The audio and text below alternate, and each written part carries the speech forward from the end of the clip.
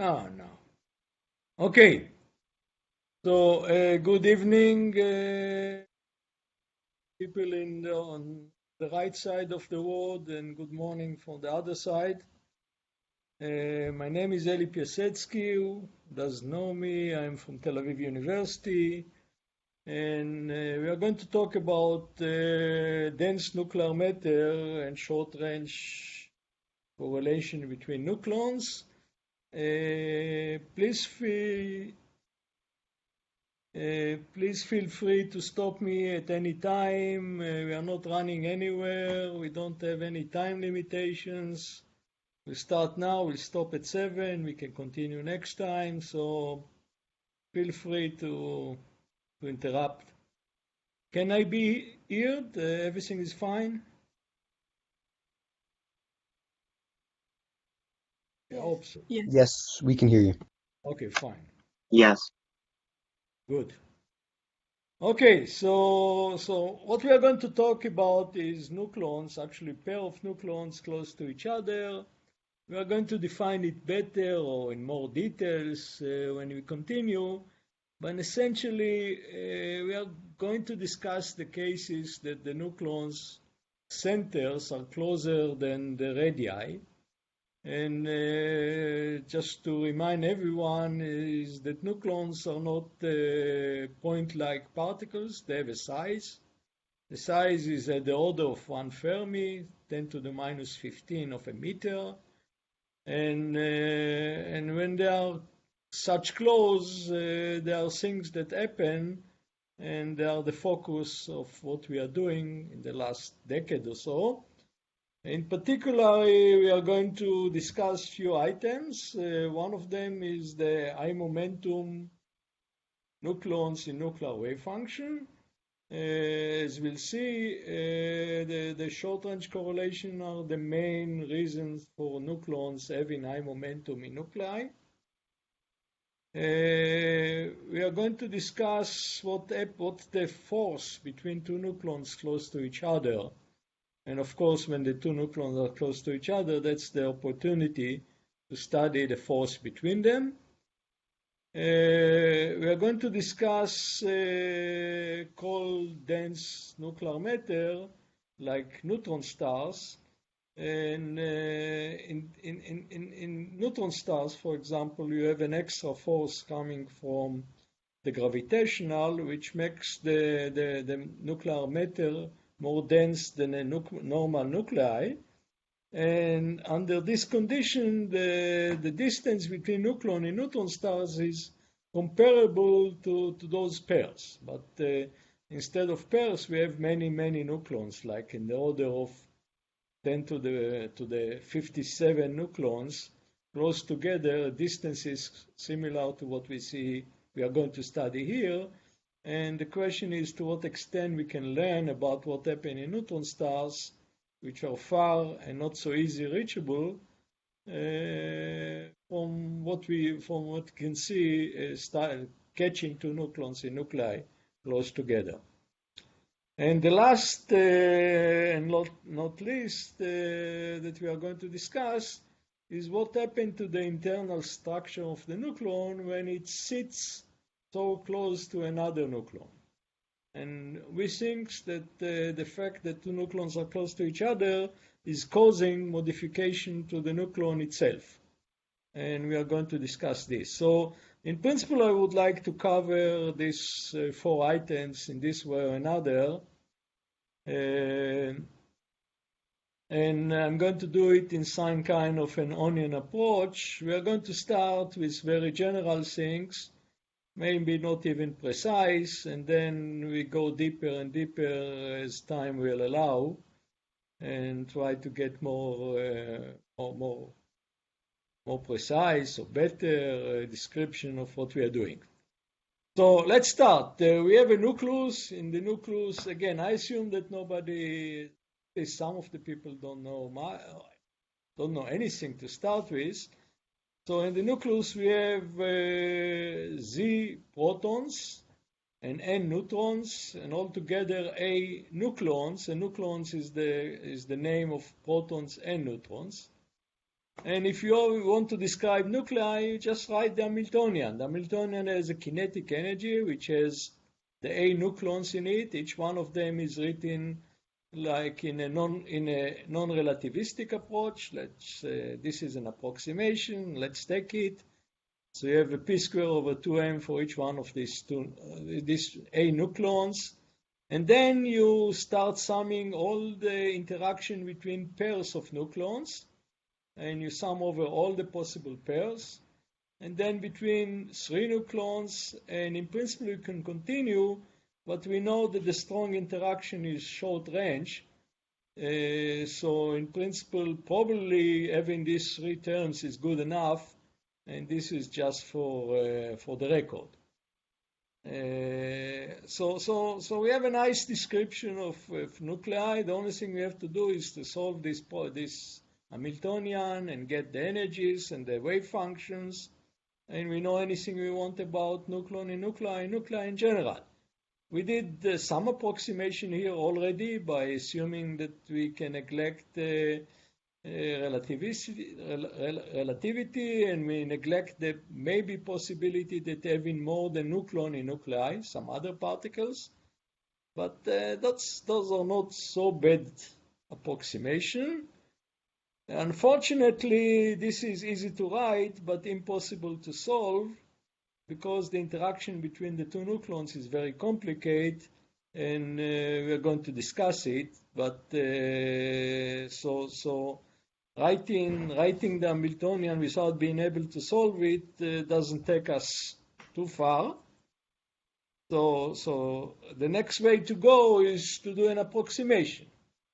So let's do the standard approximation that's been done to take care of this is to take all these complicated 2 nucleon and 3 nucleon interaction and say, let's forget about this, and let's assume that all the nucleons are sitting in some kind of a potential barrier, similar to what we learned in the first year in quantum mechanics. Maybe the barrier is a little bit more complicated and so on, but in general, we have a barrier, and in the barrier, when you have a bound nucleons, and in the barrier you create states, and you have the ground state, which is the lowest state, and you can fill the barrier with all kind of states.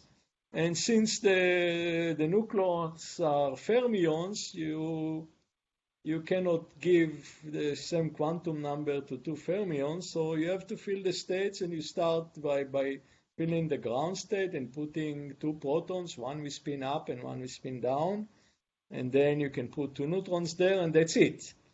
And then you go on state by state and you fill it, and eventually you fill all the state up to what we call the Fermi level, which the highest state which is populated. And this is not a bad approximation to nuclei. Actually, it was good enough for people to get a Nobel Prize for it long time ago, because it's kind of fairly amazing that all these nucleons, each one of them has a very strong interaction with the other. They're all combined together to give some kind of a potential that describe the system not so bad. So taking this approximation and looking at it in a momentum space, actually we have another simple related description of nuclei, which is called Fermi gas. So if I have what we call simple Fermi gas, then we fill all the states, all the momentum up to K Fermi, which is typically something like 250 MeV per C in almost all nuclei. And then empty. Or if you want to be more complicated, you reduce somehow the strengths below the Fermi C, and you create some kind of high momentum tail above the Fermi C. But essentially, you have a Fermi gas distribution, which again is not a bad approximation to describe what happened in nuclei. This is the probability for nucleon to have a momentum K.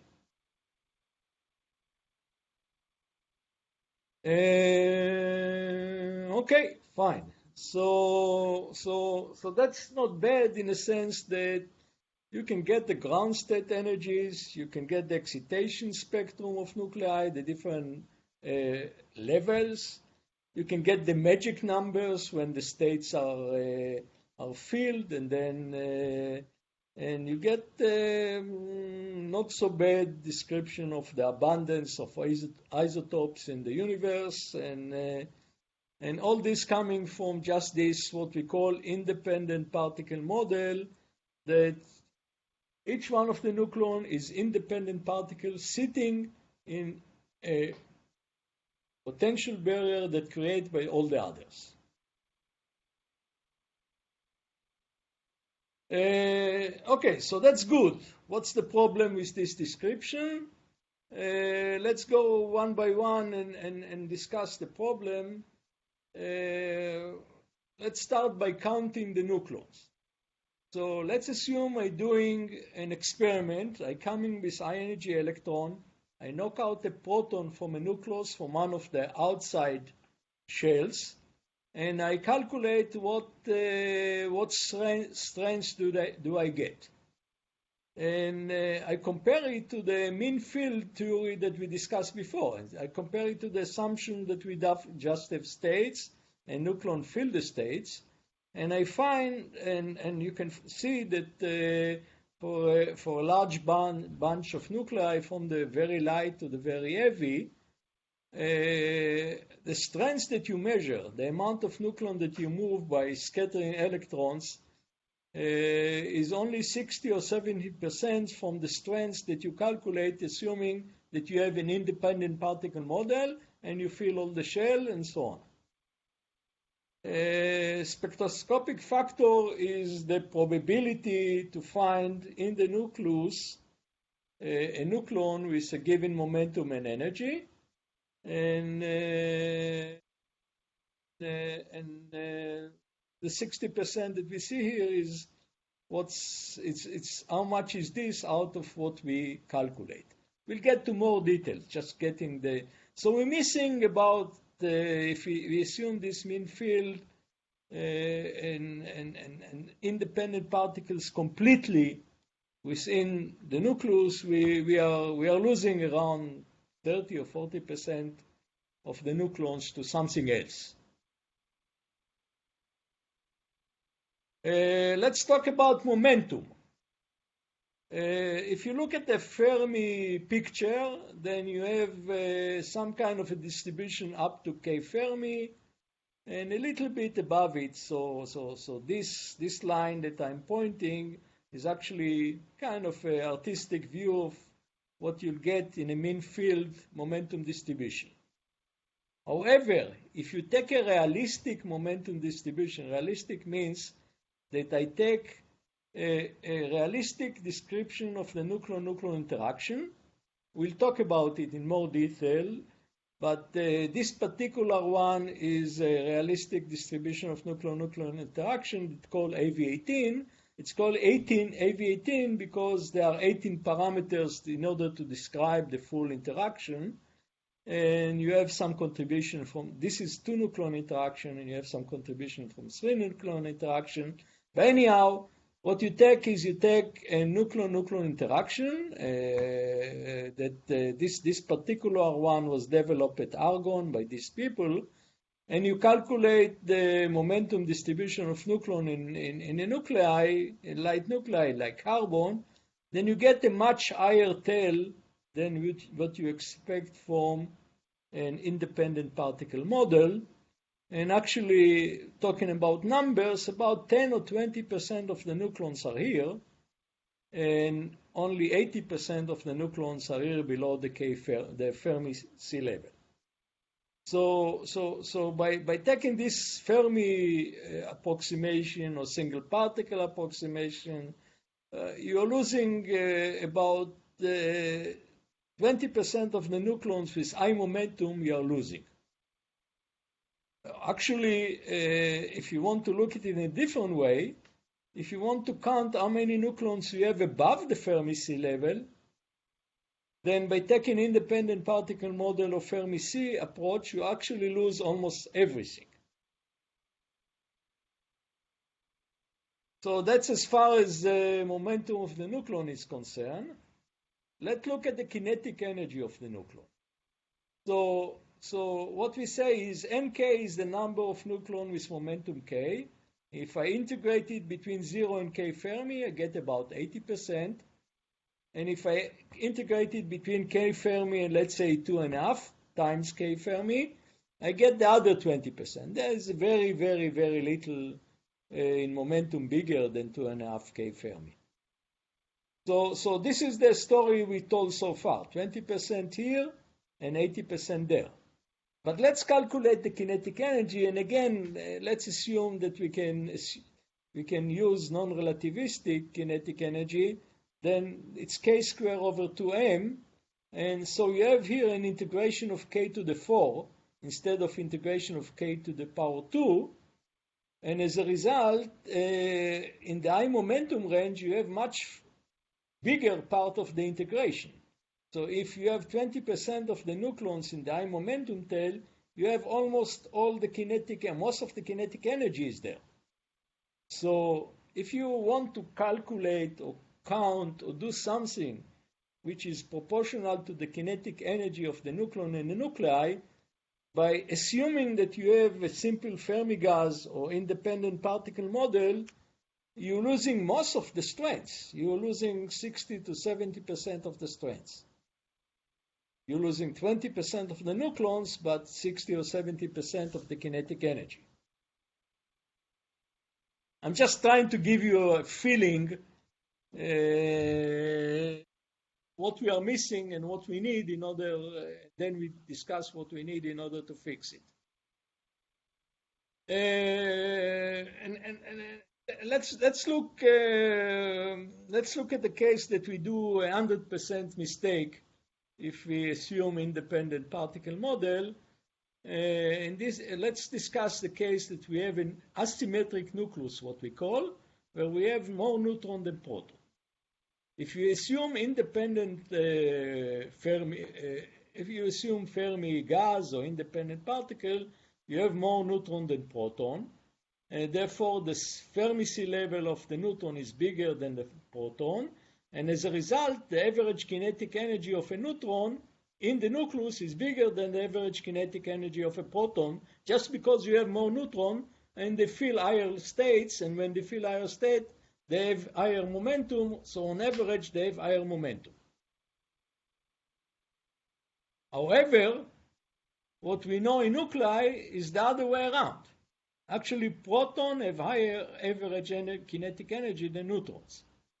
And the reason is within what we neglect when we assume that we can try to look at all the nucleon in the nuclei as independent particle within some kind of a potential. And we discuss how we recover from this, but here you actually make an 100% mistake if you ask yourself which one has more energy, protons or neutrons in asymmetric nuclei.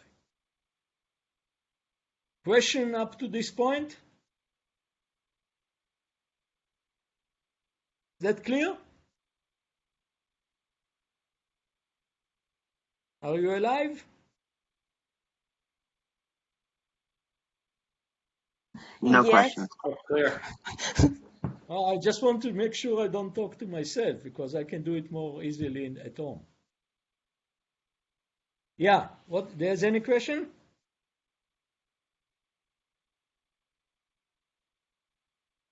Okay, no. So let's continue. So we say we are missing about, let's say, 40% for the sake of the conversation from the strengths. And from the first moment, it was clear where it is. What we are neglecting when we take in assuming that each one of the nucleon is independent of the other is the correlation between nucleons. And mainly between pair of nucleons, because as we say, the interaction is short distance. And in general, we have two groups of correlation. Everyone define it differently. So for this discussion, let's define short range and long range correlation by referring it to the size of a nucleon and a nucleus, When we talk about nucleon at the distance, which is the size of the nucleon, we'll call it short-range correlation. When discuss nucleons which are in the nucleus with a typical distance which is the size of the nucleus, we call it long-range correlation. And since the nucleus is not really much, even big nuclei are not much bigger than short-range correlation, difference are not order of magnitudes, but size of a nucleon is a Fermi, a size of a nucleus is 10 Fermis. So that's the difference between short and long-range correlation. And together they are about 40% of the mission strengths, and they are, roughly speaking, share the strengths. So about half of them are short-range correlation, half of them are long-range correlation. So if I look at nucleus, I have 80% what we call mean field, which is individual nucleon inside a potential barrier, including the long-range correlation between them, and 20% are the short-range correlation that we are going to focus in this talk, and essentially it's going to explain much of the problems that I mentioned before. So just in general, many body system with correlation is not only nuclear physics. Solid state, many problems in physics are, many body problems in physics are essentially many particles with some correlation between them. And in this particular case, what we know about nuclei, and I'm going to discuss it in more detail, but in general speaking, when the two nucleons are far away, they don't feel each other because strong interaction is short distance. When they get close to each other, roughly at the typical size that they have in the nuclei, they are attracting each other very strongly. And as a matter of fact, that's why we have nuclei. The positive repulsion between the proton is not strong enough, and they are bound systems. Nevertheless, we have the electromagnetic repulsion. That's why the strong interaction is bigger. But when you get the two nucleons very close to each other, they repel each other. Lucky enough again, because otherwise all nuclei would collapse, and we wouldn't have nuclei, and we would have atoms, and we wouldn't have the world that we know. So at short distance, they are repulsive. At typical distance, they are attractive. In between, the mass goes through zero. So that's the kind of the general picture of the nucleon-nucleon interaction. But this is complicated, but not so complicated. There are many body systems where when the partners are close to each other, they repel each other. But in nuclear physics, the problem, the large fraction of the complexity comes from the fact that when you get a little bit further away from the very short distance, the interaction between the nucleons start being depending on the quantum number of the nucleons. The nucleons have spin. If the spin are aligned or anti-aligned, the force will be different. If you look at proton-proton versus proton-neutron or neutron-proton, in general they all have the same force, but in details they are not. And therefore this many body system with the complicated underlying force between the component that build it is essentially not easy system to solve. So what do we do? Are we going back to the full Hamiltonian with all the interaction and so on? Well, that's a possibility, but unfortunately it's unsolvable. So what we are going to do is we are going to make another approximation or make another step. Instead of describing the nucleus as independent particle within kind of a potential barrier, let's make the nucleus simpler than the many body system, but more correct, by taking into account single nucleons and pairs of nucleons, and forget about all the rest. So it's an approximation. It's not as simple as before, but it's still simple, but it's more correct also. And it's going to solve some of the problems that I mentioned and others. So our general attitude now is to describe nucleus as a combination of single nucleon plus pairs of nucleons. And in particular, we are going to discuss what we call short-range correlation nucleons, and those are what we say are closed nucleons. But I would like to better define them in a way that I can also later measure them. And for this, I'm going to go from the space, the coordinate space, to momentum space. When the two nucleons are close together, they must have a large relative momentum that's essentially coming from a uncertainty principle. The x dp must be bigger than something. If the x is small, dp must be big. So the way we are going to define short-range correlation, two nucleons close to each other in momentum space, is that we are going to look for two nucleons. Each one of them is going to have a momentum, and the momentum of each one of them is going to be above the Fermi sea level, well above the Fermi sea level. And they are organized such a way that the two momenta are balancing each other, and the difference between them is at the order of k Fermi or even smaller. So we are looking for a pair of nucleons with very large relative momentum and relatively smaller than this center of mass momentum.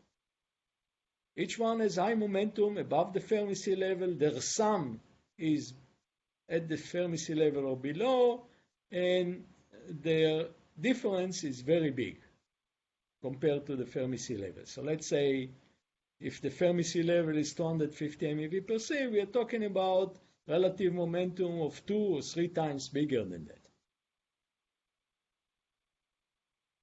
Okay, and then what we are going to see essentially, we are going to talk about the details later, is that to a very good approximation, nuclei can be described as below the Fermi sea level, a bunch of individual nucleons sitting within a mean field, which is creating this potential.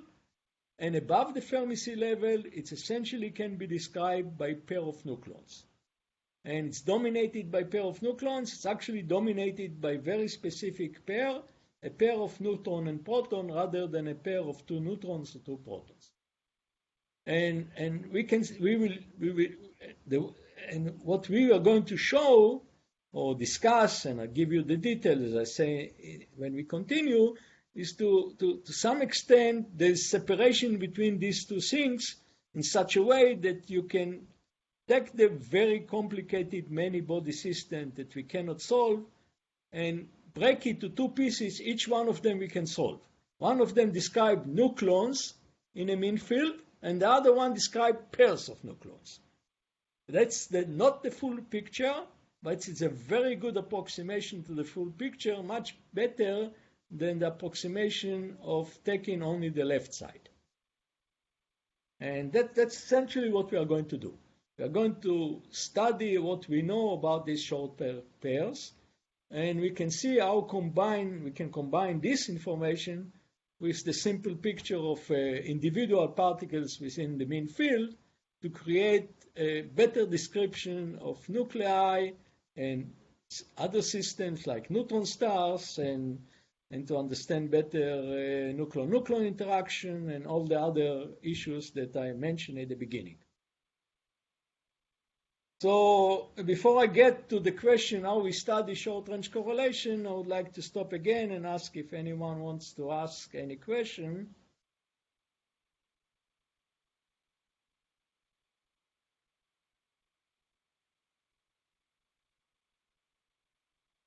Okay, if not, then let's discuss how we do it. Essentially, the way we do it is that we take high energy probe. It can be either electron or proton. We did both. and you scatter off the one nucleon in the pair. And you remove this nucleon, and then you see how the pair is breaking by the other guy being emitted also. Now the trick, there are different issues that you have to keep if you want to see this experimentally. One of them has to do with the resolution that we have. If you really want to see the pair and resolve it nicely, what you want is you want to make sure that the wavelength of the particle that is hitting the pair is much smaller than the size of hitting the target is much smaller than the size of the target, and the momentum transfer is big enough. This ensures that you have a space resolution which is the size of the nucleon or smaller. So if I hit one nucleon, essentially I almost don't touch the other guy, and can see what happened to the nucleon that I hit it separated from the rest. We'll get to more details on this. So essentially it's not very different from optics. If you want a good resolution, you need the small wavelengths. And in the scattering, it translates to having a small de Broglie wavelengths, means that the energy of the particle should be big enough. So the wavelengths we are scattering of the particle we are scattering is smaller than the radius of the nucleon we are in the pair. And we want the momentum transfer also to be big enough. So if Q is big, R is small. That's some reflection of the uncertainty principle. That's dP, that's dr. If Q is big enough, then R must be small enough. So if we want to resolve the short distance physics, that's what we want to do. We have to make sure that we have high enough energy and large enough momentum transfer, which I would call from now on art scattering. Art scattering means that I scatter a particle with high enough energy and large enough momentum transfer that these two conditions are fulfilled. And in this talks that we are going to do, I'm going to play the game twice. I'm going to work in such conditions that I can resolve the particle inside the nuclei. So R is the size of the nucleon, and the energy allow me to see the internal structure of the nucleus, the nucleonic structure of the nucleus. And then I'm going to increase the energy and the momentum transfer, and I'm going to try to see the internal structure of the nucleon, which is the quark and gluon structure of the nucleon. And eventually, at some point, I'm going to convince you that there's a connection between these two descriptions. When these two nucleons are close to each other, something happened to this.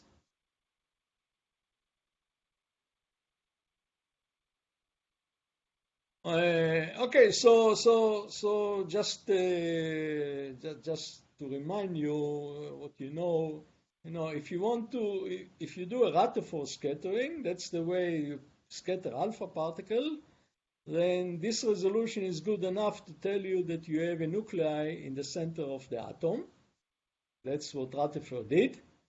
And he's the first guy that discovered nucleus. And then we are going to increase the energy, decrease the wavelengths in such a way that we have a resolution to see nucleon within this nucleus. And then we are going to reduce even more the resolution by increasing the energy and the momentum transfer until we see the structure inside each one of these nucleons. And the talks will be discussing these two cases. This is just to give you a historical perspective. Okay, so the first thing I want to discuss is what we call inclusive measurement. Inclusive measurement in this particular case is inclusive electron scattering. Is electron come in, scatter from the nuclei, and being detected. And we are going to do the most simple experiment possible. We are not going to measure the polarization, not the incoming electron, not the outgoing electron. The only thing we do is we come in with a known electron energy, and we detect the electron, we detect the momentum of the scattered electron. So we know what's the angle and what's the momentum of the electron. The way we write it is that A is the nucleus, and we have an incoming electron and a scattered electron. The incoming electron is E, the scattered electron is E prime, and as I say, the only thing we have is one more detector here that measures the E prime.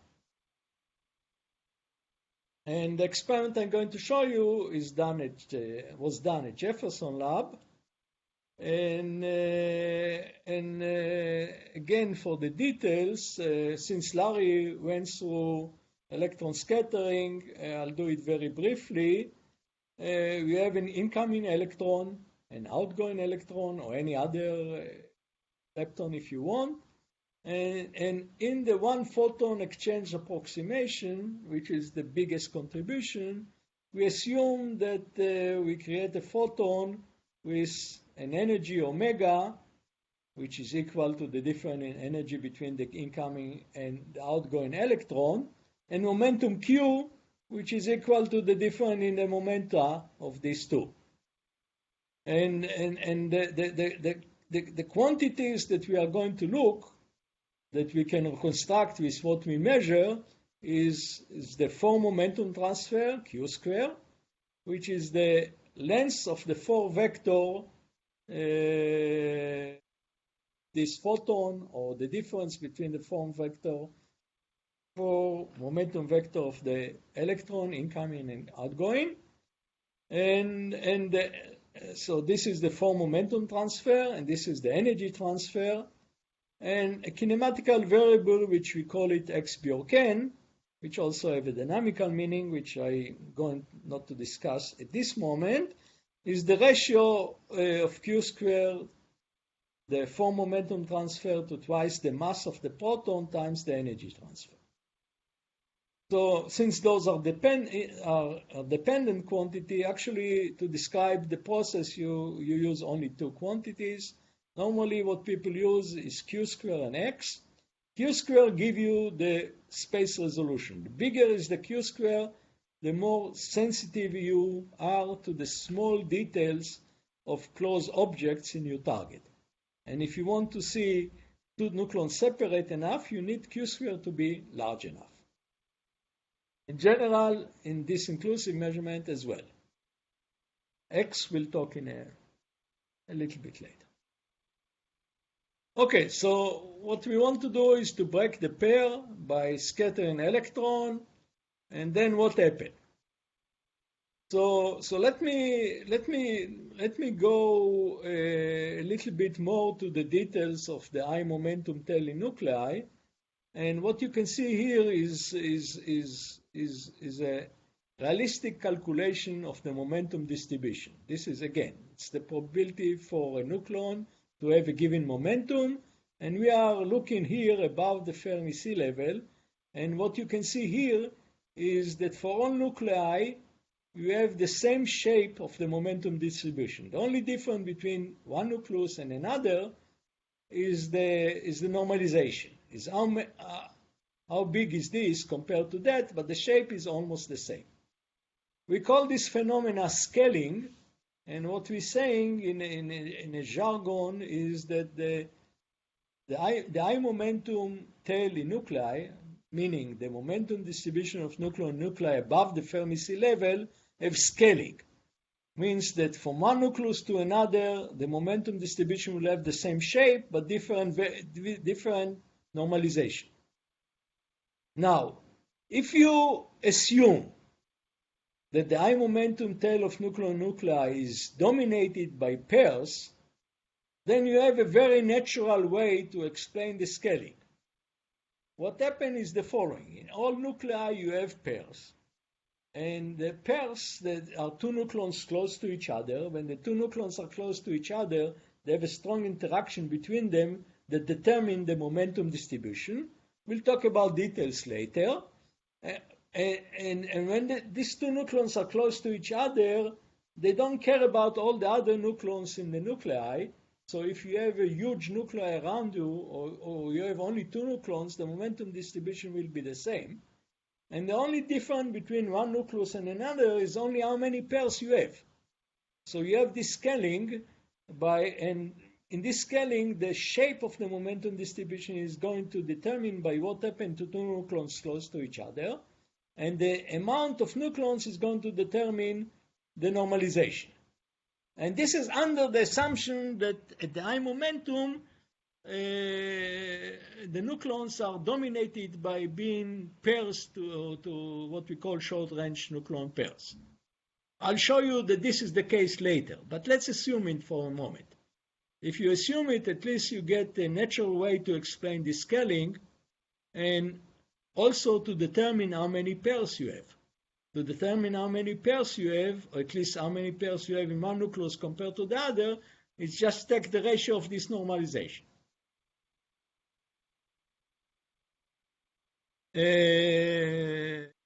Okay, so this is fine. Those are calculations. The question is how you measure it.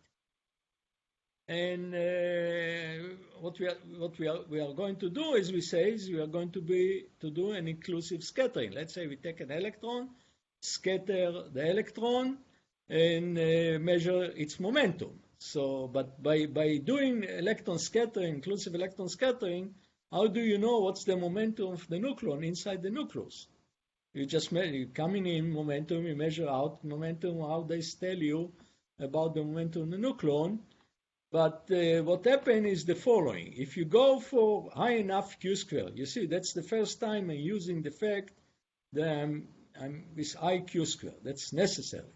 And you go for X, there's this quantity that we talk about, X bigger than 1, then it turns out that the X is related, the X is the Q square over 2m, that's something you can measure, is related to the minimal momentum of nucleon in the nucleus. If you look at the kinematics, you can see that if X is bigger than something, the momentum of the nucleon must be also bigger than something. And therefore, if I take X bigger than something, I must take X bigger than something.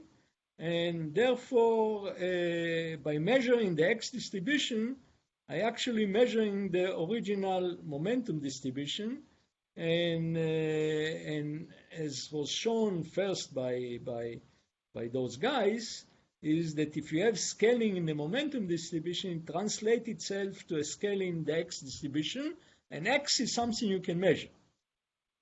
So if I take two nuclei and I measure the X distribution of them, above some X, which means above some momentum in the nucleus, all nuclei should be the same, means that if I take the ratio of them, I should get a flat line.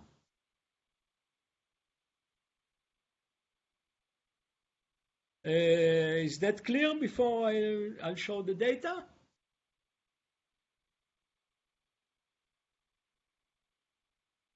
So this is a measurement by Barak. What you can see here is the X distribution in different nuclei divided by X distribution for deuteron. So this is carbon over deuteron, aluminum over deuteron, iron over deuteron, and lead over deuteron. And as you can see, is what I said. If you go above some X, in this case, let's say X equal 1.4 or something like this, above this, all nuclei have the same X distribution, which coming from the fact that they have same momentum distribution. The only difference is how many, if I assume it's coming from the pair, the only difference is how many pairs we have. And since all these nuclei you can see here in the table, or you can see here, all these flat plateau are around 4, that means that if in carbon this plateau is around 4 or 5, it means that we have 4 or 5 more pairs in carbon compared to deuteron. So now I'm going to do an estimate of how many nucleons we have in the tail. We say it's about 20%. I want to show you how you get from this data the 20%, how you conclude that about 20% of the nucleon in nuclei are above the Fermi sea level, assuming that the high momentum tail is dominated by pairs, and then I'll show you it's dominated by pairs by another experiment. So I do the following. I'm taking a deuteron wave function that calculated from a realistic nucleon-nucleon interaction, and I integrate it from some point to infinity. This particular case, I integrated from 275, which is a little bit above the Fermi sea level for carbon, which is 250, and I get about 4%. That means that if I look at high correlated pairs, the deuteron is normally two nucleons which are far away from each other. Typically, they are two Fermi apart, the binding energy is small, and the distance between the nucleon is far.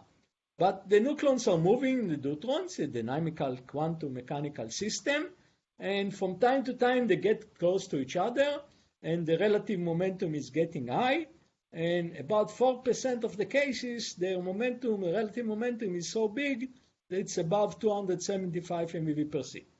And you can see here, this is the deuteron wave function calculated with some realistic nucleon-nucleon interaction. It's a logarithmic scale, so this shadowed area is small. It's only 4%. So I know that in the deuteron, I have 4% of the nucleons above 275 MeV per C, and I know that in carbon, I have 4 times more pairs if I assume that all this coming from a pair. That means that in carbon, I have about 20% pairs. 20% of the nucleons are in a form of pairs and populate the high momentum tail of nucleon of the carbon. Now, we call it's known in the literature, we call the ratio here, let me go back slide. We call this ratio A2 nucleon of A over D, which means this is counting how many two nucleon short-range pairs we have more in a nucleus A compared to the deuteron. So if this equal 2, we have two more pairs in the high momentum tail than in deuteron. If it's 4, like in carbon, it's 4 times, and so on. So the probability, a rough first estimate to how many short-range correlated pairs we have, or how many nucleons we have in the high momentum tail above the Fermi sea level in nuclei, assuming that this is dominated by pairs, is about 20%.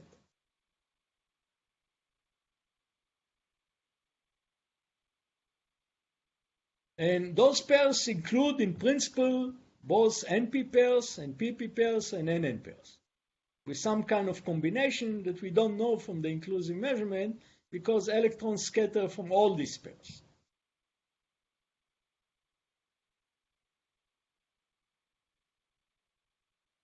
Okay, so let me summarize what we say so far.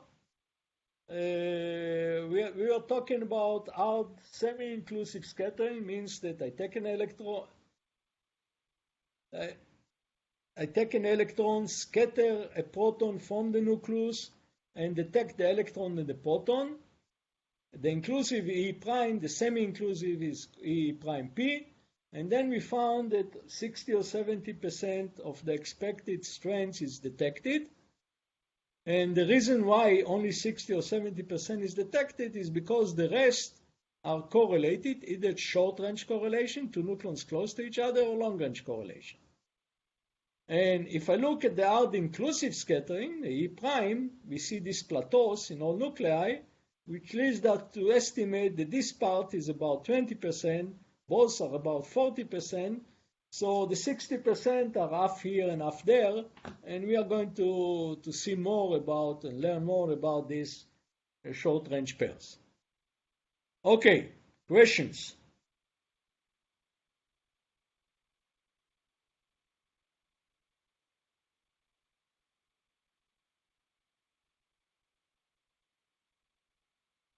None.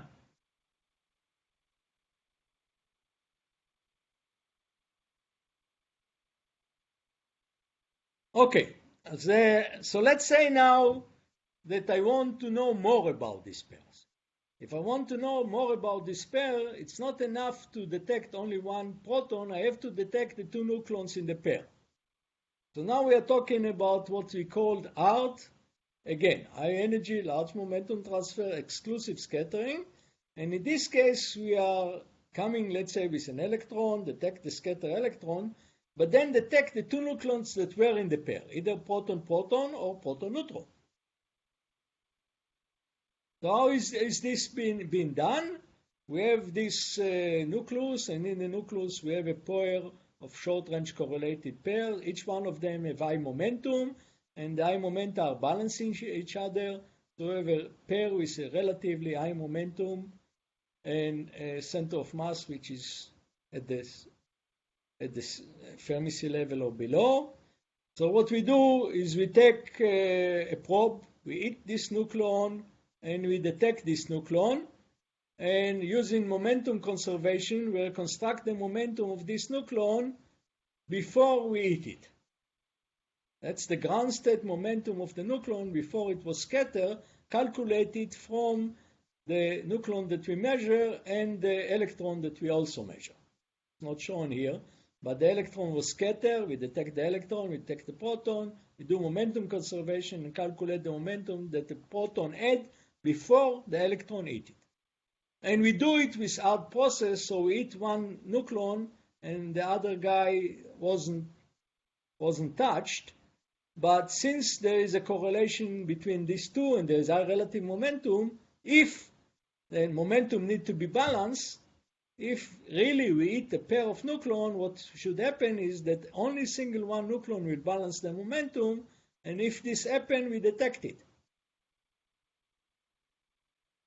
So what we are essentially doing is the following. We come with electron, we kick a proton, we measure the electron and the proton, we reconstruct the momentum, and each time we reconstruct a proton with high momentum, we ask ourselves how this momentum was balanced. Was it balanced by one single nucleon going backward? That means that there were a pair here, a short-range pair. If not, it's balanced by other processes. So the signature is going forward with high momentum particle, detecting the proton, and all of a sudden getting something recoiling backward with high momentum which is much higher than the normal momentum of nucleon in nuclei. This is a clear signature for the fact that what we did is we broke a pair. And then we can ask ourselves all kind of questions. If I hit a proton, what's the probability of the other guy being a proton? If I hit a proton, what's the probability of the other guy being a neutron? If I hit a proton, what's the probability of not getting anyone? And that will tell us about the structure of the pairs in the high momentum tail.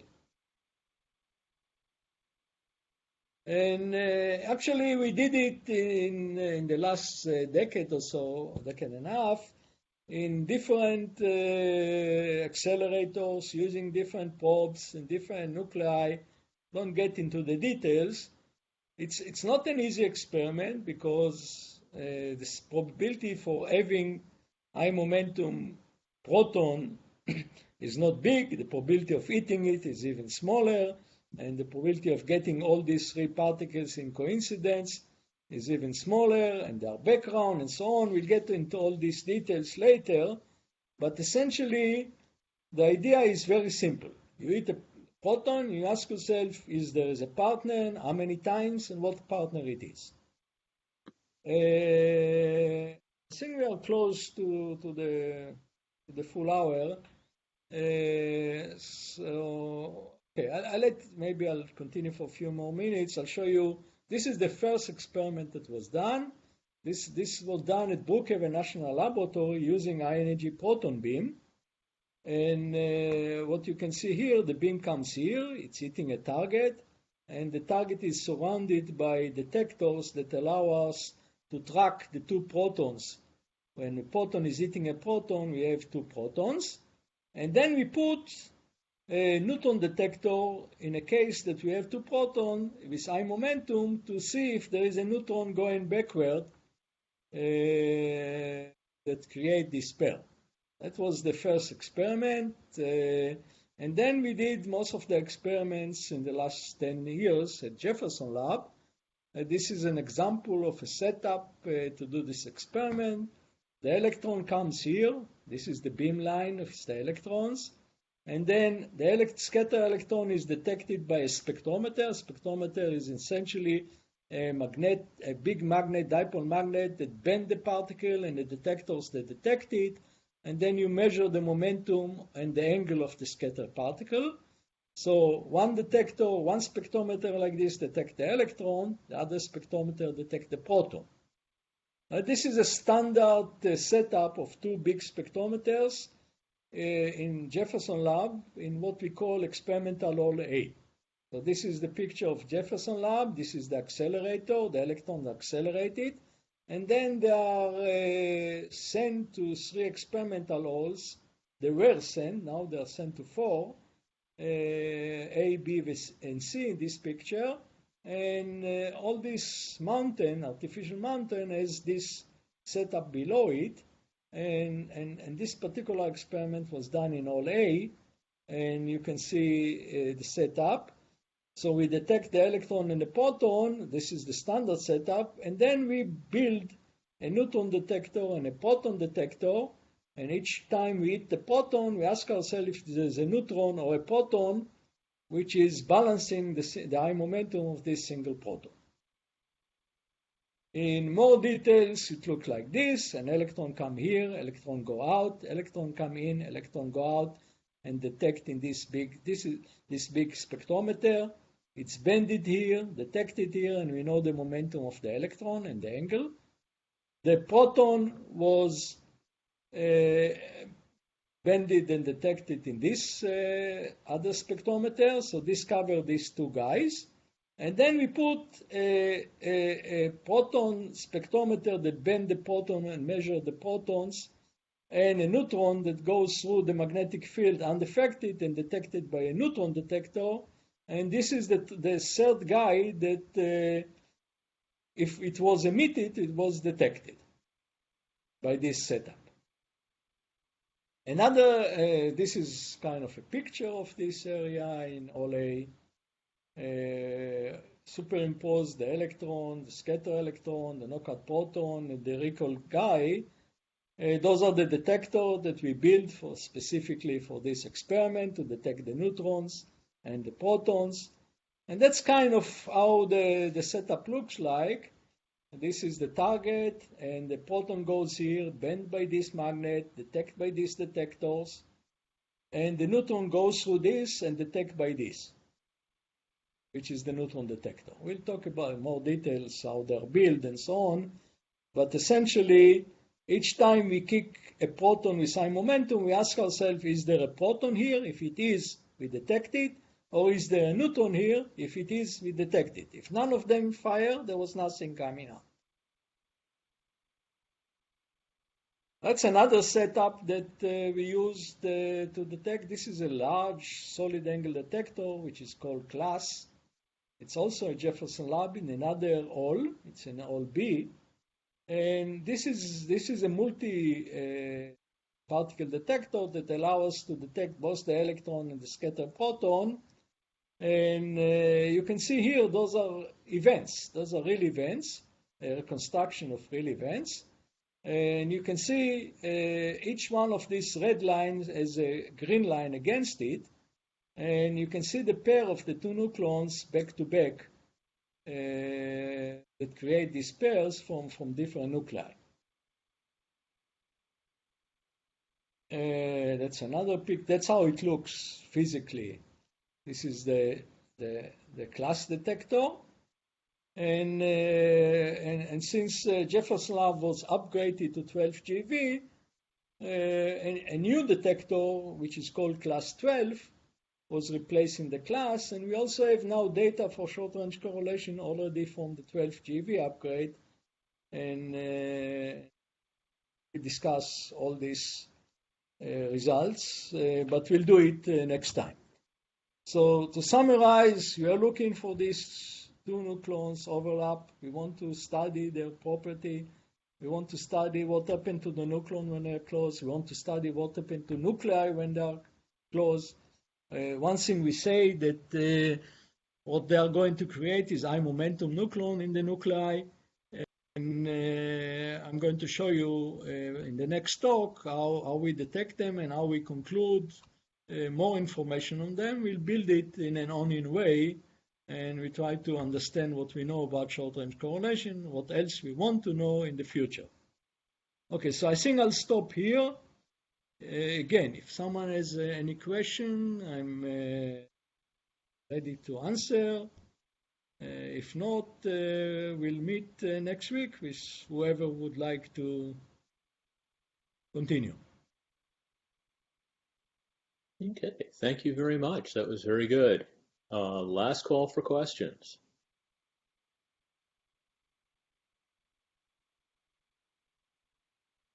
Then we'll see you next week at the same time. All right, bye. Bye.